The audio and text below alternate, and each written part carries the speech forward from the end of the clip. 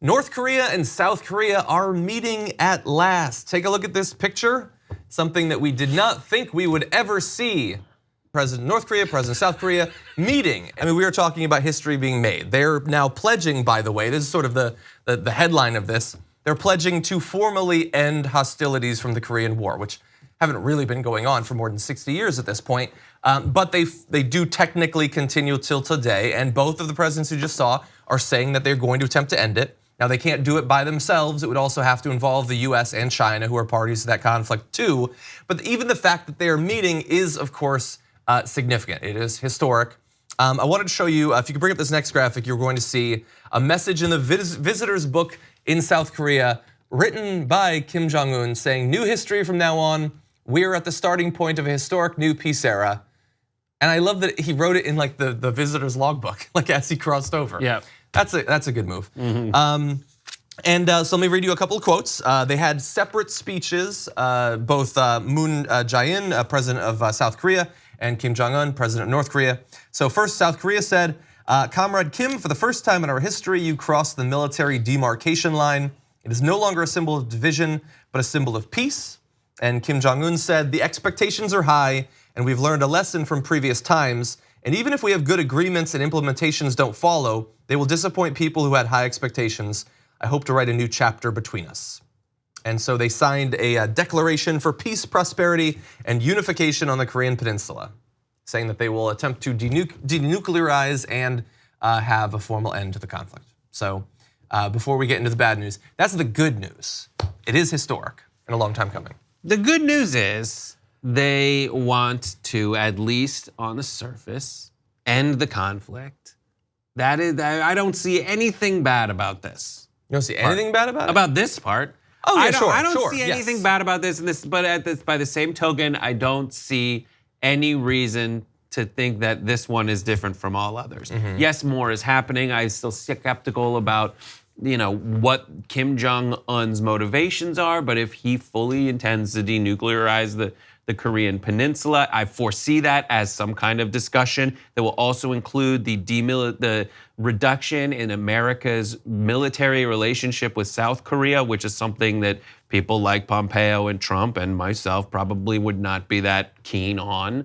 And like pulling troops actually out of South Korea. I was thinking about, but I was thinking about this, and it's like, all right, North Korea may have looked at previous instances where the United States is dealing with a rogue military dictatorship, and then the rogue military dictatorship abdicates or gives up some kind of nuclear program or ambitions, and then their regime falls. That was the good news. And the bad news on North Korea is, first of all, look, ending hostilities after a long period of time, attempting to draw the most disconnected outsider regime in the world back into the world fold is always going to be difficult, and it's always going to involve concessions in terms of sort of forgetting the things that they've done or forgiving them. But while it's great to see these presidents shaking hands and hugging and the hope for peace, and like I think about the people who live in South Korea who every second of every day are afraid that hostilities could break out, whether nuclear weapons are involved or not, that would kill hundreds of thousands in an hour. I mean, Kim Jong-un has done horrific things. I mean, every leader who's involved, like every leader commits war crimes. Let's keep it real. But he killed his uncle with a mortar. He's fed people to dogs. I've interviewed people who escaped from North Korea, who their families have starved to death, that all their teeth have fallen out because there's no medical care. Yeah, but bro, you want to regularize relations with Cuba? Yeah.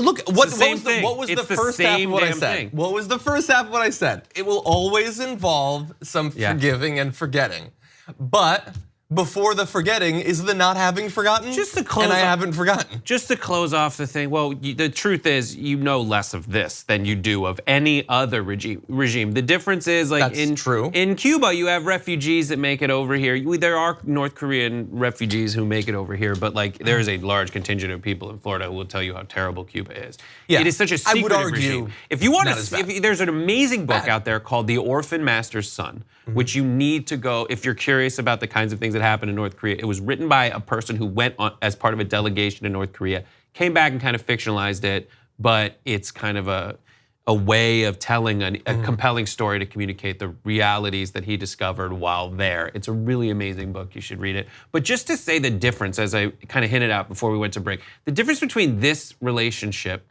and the ones of like Gaddafi. With this, the difference is China. Like, I don't understand why North Korea is so freaking terrified. America's not gonna kick that hornet's nest too much. They have China. The reason there's North Korea now is China. We went to that border. The Korean War, they invaded and went south. America came in, reclaimed the peninsula all the way up to the northern border of North Korea before China was like, no, we need a buffer. And then got way more involved in that war and pushed the the border to where it is now. And I think that's still going to carry over. I think if there's certain assurances from China, and there's a certain where China also says like, listen, certain aspects of capitalism in a controlled environment where don't worry, like we got your back. We can integrate that. They'll see the cool stuff that's happening in South Korea, and maybe it'll rub off. But you're right. We are going to have to forgive, forget, kind of move on in the interest of peace. My point is, I don't see any reason to believe any of this is actually an earnest effort, because the dynamic has always been North Korea kind of says, I'm sorry, and comes back once they realize that the sanctions are too intense and too onerous and they can't really provide even the limited amounts of things they had been providing to their people. Like what I've read of the effects of the sanctions is, whereas, they could at least have enough gas to use frickin' like cars for their police force. They're using oxen now to get their police around. Like that's how bad it's gotten. I hadn't read that. That's interesting. And the only difference is now the American president is like, maybe I will meet. And so they're gonna go down that road. And I don't think that's the only difference in how we've communicated with them. How? Also, I mean, the constant fear that there could be hostilities between the two. How is it different? There's always been hostilities. I don't know I don't think that the provocations have been so you mean like the Rocket clear. Man stuff? Yeah. The clear constant goading of an unstable person. It is my contention that the sides. reason that there was an escalation of nuclear tests was so that the North Koreans could participate in the Olympics. Perhaps.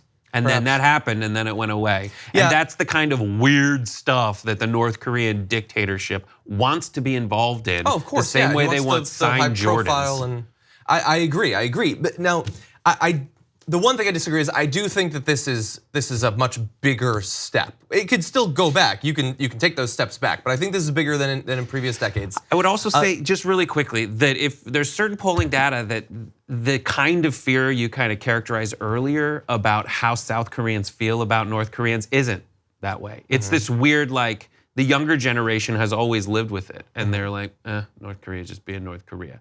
It's a strange, like, gallows humor almost. Perhaps. I can see how that could develop. Polls and data. Like how we joke about never owning a home. Right, because exactly it's that. the dark reality we live in. But it isn't oh my God, every day it's gonna be that nuclear war. One or two quick other points. One is while this is going on, North Korea, South Korea presidents meeting, victory was declared thousands of miles away on Twitter. Donald Trump says, Korean War to end. The United States and all of its great people should be very proud of what is now taking place in Korea. And it's slathered on there in a thick layer that he believes that he is responsible for that.